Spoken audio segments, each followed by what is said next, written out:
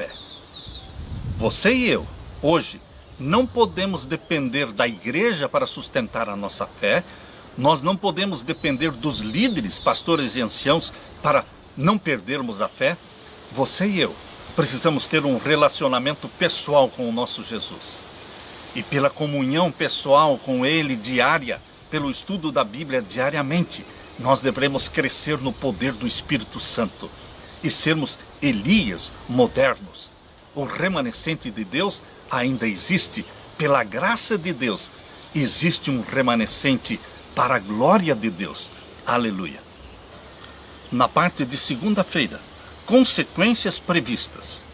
Quais seriam as consequências do Reino do Norte ter se afastado de Deus e também Acás, rei de Judá, ter se afastado de Deus? Queridos, veja agora em Isaías capítulo 7, versos 17 a 25.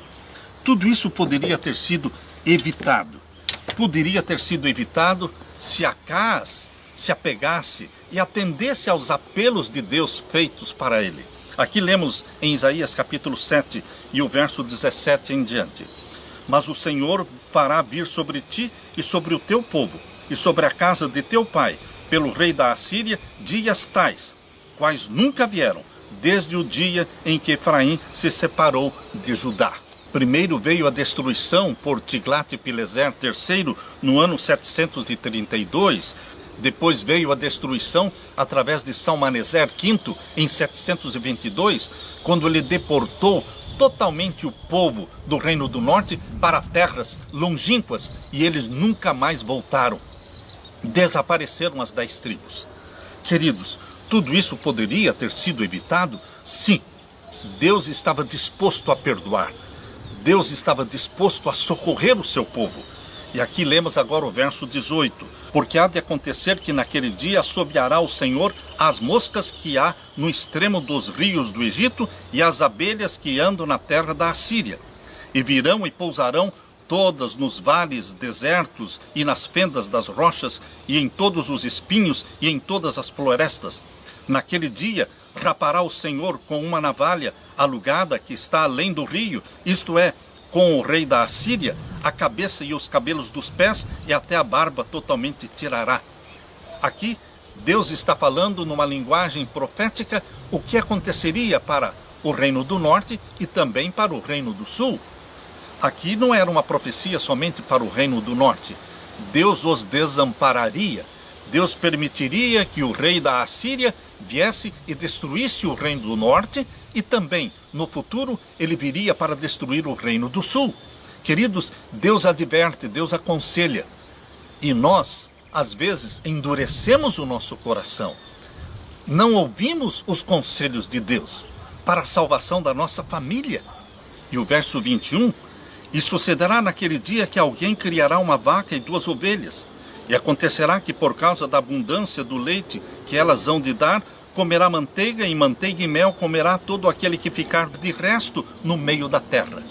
Um remanescente ia permanecer. Verso 23. Sucederá também naquele dia que todo o lugar em que houver 1000 vides do valor de 1000 moedas de prata será para sarças e para espinheiros. Com arco e flechas se entrará nele, porque as sarças e os espinheiros cobrirão toda a terra. E também a todos os montes que costumam cavar com enxadas, se não irá, por causa do temor das sarças e dos espinheiros, mas servirão para se mandarem para lá os bois e para serem pisados pelas ovelhas. Deus anunciou a destruição do seu povo. Queridos, convite sobre convite foi enviado ao rebelde Israel para que retornasse à sua submissão a Jeová. As súplicas dos profetas eram cheias de amor, e quando as apresentavam diante do povo, exortando fervorosamente ao arrependimento e à reforma, suas palavras produziam fruto para a glória de Deus. Portanto, para o medroso e incrédulo rei Acás, a boa notícia da parte de Deus era que Síria e Israel seriam exterminados, e foram exterminados. A má notícia era que o rei da Assíria, o aliado de Acás, que o rei Acás havia escolhido para ajudá-lo, acabaria sendo um inimigo muito mais perigoso do que Síria e Israel. Ao recusar a libertação oferecida gratuitamente por Deus, Acaz garantiu a derrota. Se ele pensava que o seu mundo estivesse desmoronando naquele momento em que ele estava sendo atacado por Síria e Israel, as coisas piorariam muito mais quando o próprio rei assírio lutasse contra ele. Melhor é buscar refúgio no Senhor do que confiar em príncipes, diz em Salmos 118, verso 9. Em quem você busca refúgio? Em quem você busca ajuda? Queridos, Jesus Cristo é o nosso braço direito, protetor, amigo, Deus forte. Ele é aquele em quem você pode confiar. Abra sua Bíblia agora em 2 Reis. Vamos ver aqui 2 Reis, capítulo 16. Segundo livro de Reis, capítulo 16, e os versos 10 a 18. 2 Reis, capítulo 16, e os versos 10 a 18. Aqui nós lemos: Então o rei Acaz foi a Damasco a encontrar-se com Tiglat-Pileser, rei da Assíria, e vendo um altar que estava em Damasco, o rei Acaz enviou ao sacerdote Urias a semelhança do altar e o modelo conforme toda a sua obra. Acaz acrescentou aos seus pecados mais este pecado, quando ele foi se encontrar com Tiglat-Pileser lá em Damasco, um povo que adorava os deuses pagãos.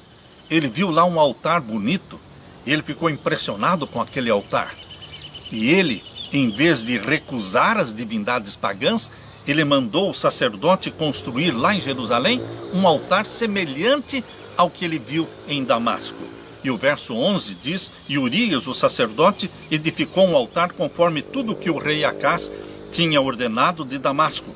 Assim fez o sacerdote Urias antes que o rei Acaz viesse de Damasco. Quando ele voltou de Damasco para Jerusalém, o altar já estava pronto. Urias, o sacerdote, foi fiel em obedecer a Acaz e foi desleal com Deus. Imaginem só porque o rei apóstata pediu para o sacerdote de Deus construir um altar às divindades pagãs, para Baal, o sacerdote poderia ter dito: não, eu não vou construir um altar pagão aqui em Jerusalém, no lugar do templo de Deus. Ele poderia ter se posicionado firmemente ao lado de Deus, mas Urias também era frouxo, era desleal para com Deus. Queridos, quando o líder da nação, o rei, era apóstata, a nação toda se tornava apóstata. Quando o líder é profano, a igreja se torna também profana. Por isso, Urias construiu também, porque ele era um apóstata também. E o verso 12 diz: Vindo, pois, o rei de Damasco, o rei viu o altar, e o rei se chegou ao altar e sacrificou nele. E queimou o seu holocausto e a sua oferta de manjares, e derramou a sua libação e espargiu o sangue dos seus sacrifícios pacíficos naquele lugar. Porém o altar de cobre que estava perante o Senhor tirou de diante da casa. Ele tirou o altar que era para Deus e colocou o altar que era para Baal. Porém o altar de cobre que estava perante o Senhor tirou de diante da casa, de entre o seu altar e a casa do Senhor, e o pôs ao lado do seu altar da banda do norte. E o rei Acaz mandou a Urias, o sacerdote, dizendo: No grande altar queima o holocausto da manhã, como também a oferta de manjares da noite, e o holocausto do rei, e a sua oferta de manjares, e o holocausto de todo o povo da terra, a sua oferta de manjares, e as suas ofertas de bebida, e todo o sangue dos holocaustos, e todo o sangue dos sacrifícios, espargirás nele. Porém, o altar de cobre será para mim, para inquirir dele. E fez Urias, o sacerdote, conforme tudo quanto o rei Acaz lhe ordenara. Por que precisamos de sacerdotes, de líderes espirituais, que obedecem cegamente ao rei apóstata? Queridos, nós, líderes de Deus, pastores, anciãos, não precisamos consultar homens. Nós precisamos nos submeter a Deus, e a Deus somente. Se tivermos que nos tornar mártires, se tivermos que derramar o nosso sangue, vamos derramar o nosso sangue por fidelidade a Jesus Cristo. mas não vamos seguir conselhos como Urias seguiu o conselho do apóstata Acás. E o rei Acás cortou as cintas e bases, e de cima delas tomou a pia, e o mar tirou-o de sobre os bois de cobre que estavam debaixo dele, e pô-lo sobre um pavimento de pedra. Também a coberta do sábado, que edificaram na casa, e a entrada de fora do rei, retirou da casa do Senhor por causa do rei da Assíria. Agora vamos ler o segundo livro de Crônicas. O segundo livro de Crônicas, o capítulo 28. Vamos ler aqui o verso 20 em diante. E veio a ele Tiglat-Pileser, rei da Assíria, porém o pôs em aperto e não o fortaleceu isso. Tiglat-Pileser não poupou Acás. Veio contra Acás, contra Jerusalém. E aqui diz, porque Acás tomou uma porção da casa do Senhor e da casa do rei e dos príncipes e a deu ao rei da Assíria, porém não o ajudou. E ao tempo em que este o apertou, então ainda mais transgrediu contra o Senhor, tal era o rei Acás, porque sacrificou aos deuses de Damasco. Ele sacrificou a Baal, aos deuses de Damasco que o feriram, e disse, visto que os deuses dos reis da Síria os ajudam, eu lhes sacrificarei para que me ajudem a mim. Porém eles foram sua ruína e de todo Israel. Queridos, quando o rei peca, o povo peca. Quando o líder da igreja peca, a igreja também sofre as consequências. E também em cada cidade de Judá fez altos para queimar incenso a outros deuses. Assim provocou a ira o Senhor, Deus de seus pais.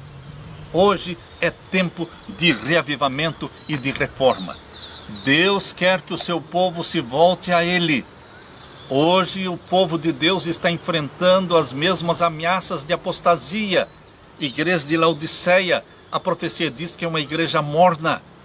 Portanto, Deus quer que você seja aquecido, incendiado pelo fogo do Espírito Santo e seja um fiel remanescente hoje. E Deus o abençoe nesta decisão.